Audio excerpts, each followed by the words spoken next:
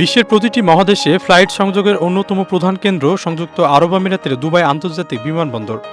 Record বৃষ্টির কারণে দেশটিতে আকস্মিক বন্যা দেখা দিয়েছে। এ কারণে ব্যস্ততম বিমানবন্দরে ফ্লাইট চলাচল ব্যাহত হচ্ছে। ঝড় ও ভারী বৃষ্টির কারণে সৃষ্ট নজিরবিহীন বন্যায় ৩ দিন পরেও দুবাই আন্তর্জাতিক বিমানবন্দরটিতে ফ্লাইট চলাচল পরিস্থিতি স্বাভাবিক হয়নি। এই ৩ দিনে বন্দরটিতে প্রায় ১,৫০০ ফ্লাইট বাতিল করা হয়েছে। এমন পরিস্থিতিতে বিমানবন্দর হয়ে চলাচলকারী হাজার হাজার যাত্রী ভোগান্তির মধ্যে পড়েছেন। ১৬ এপ্রিল ওমানে প্রথম আঘাত হানে এ ঝড়। ঝড়ে অন্তত ২০ জনের মৃত্যু হয়, তাদের মধ্যে ৪ জন সংযুক্ত আরব আমিরাতের।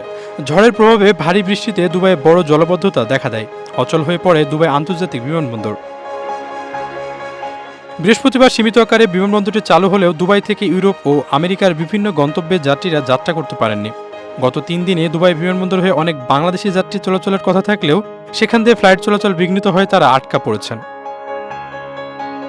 flightradar24.com-এ বিশ্বজুড়ে ফ্লাইট চলাচলের বিষয়টি সার্বক্ষণিক পর্যবেক্ষক এবং এ সংক্রান্ত হালনাগাদ তথ্য প্রকাশ করা হয়।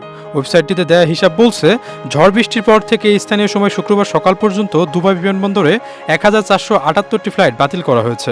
এ সময় দুবাই বিমানবন্দর হয়ে চলাচলকারী আনুমানিক ৩০% ফ্লাইট বাতিল করা হয়েছে। দুবাই বিমানবন্দর কর্তৃপক্ষ জানিয়েছে, আগামী রোববার পর্যন্ত বিমানবন্দরটিতে ফ্লাইট অবতরণ সীমিত করা হয়েছে। দুবাই ভিত্তিক বিশ্বের অন্যতম বৃহৎ একটি এয়ারলাইন্স এমিরেটস জানিয়েছে, দুবাই বিমানবন্দর হয়ে অন্যান্য গন্তব্যে চলাচলকারী ফ্লাইট বাতিল করা হয়েছে। তবে যেসব ফ্লাইটের গন্তব্য সরাসরি দুবাই, সেসব ফ্লাইটে আগের মতোই চলাচল করতে পারছে। জলাবদ্ধতায় দুবাই আবুধাবি সড়কের একাংশে শুক্রবার পর্যন্ত যান চলাচল বন্ধ ছিল। স্থানীয় সংবাদ মাধ্যমের প্রতিবেদন অনুযায়ী শারজায় এখন অনেক মানুষ পানিবন্দী অবস্থায় রয়েছেন। আশরাফুল ইসলাম, প্রবাস খবর।